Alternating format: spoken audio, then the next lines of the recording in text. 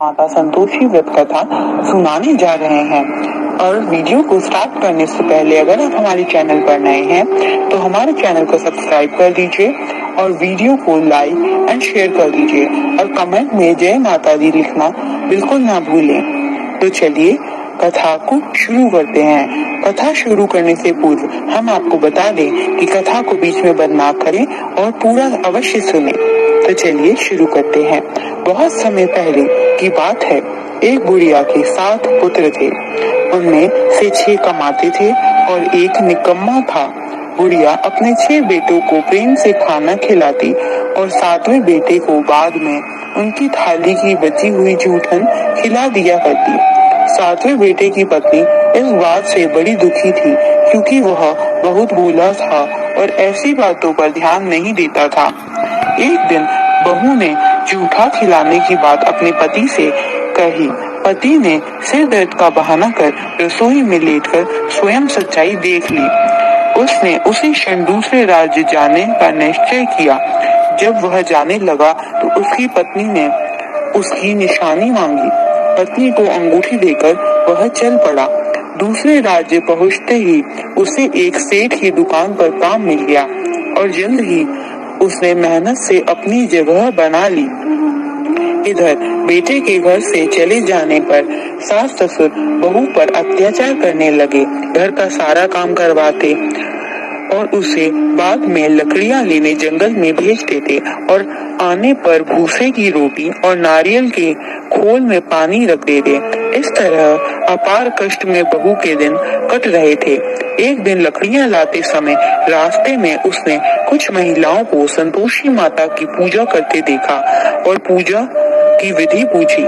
उनसे सुने अनुसार बहू ने भी कुछ लकड़ियां बेच दी और 1.25 रुपए का गुड़ चना लेकर संतोषी माता के मंदिर में जाकर संकल्प लिया।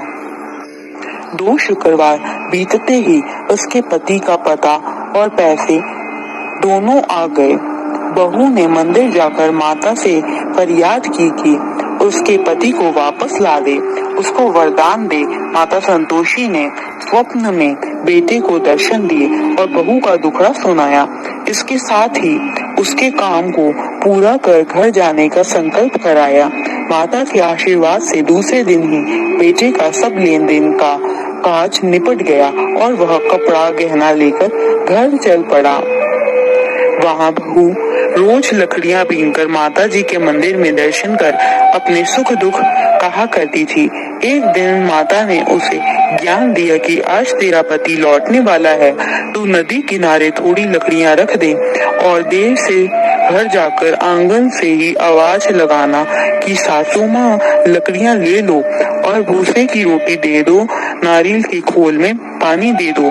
बहू ने ऐसा ही किया।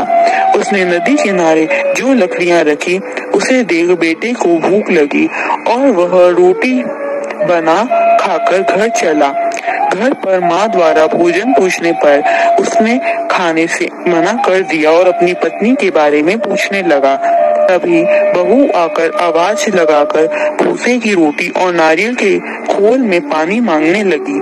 बेटे के सामने सास झूठ बोलने लगी कि रोज 4 बार खाना खाती है और आज तुझे देखकर नाटक कर रही है।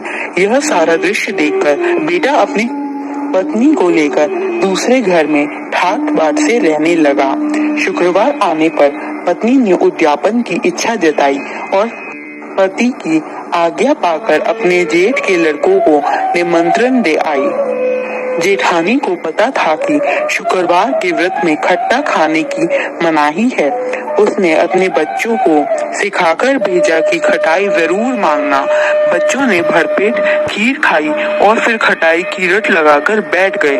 ना देने पर चाची से रुपए मांगे और इमली खरीद कर खा ली। इससे संतोषी माता नाराज हो गई और बहू के पति को राजा के सैनिक पकड़कर ले गए। बहू ने मंदिर जाकर माफी मांगी और वापस उद्यापन का संकल्प लिया।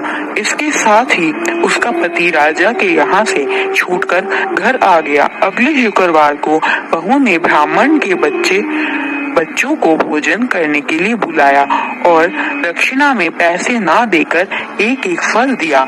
इससे संतोषी माता प्रसन्न हुई और जल्दी ही बहू को एक सुंदर से पुत्र की प्राप्ति भी हुई।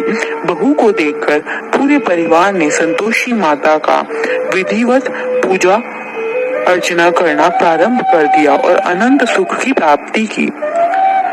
बोलिए जय संतोषी माता। धन्यवाद।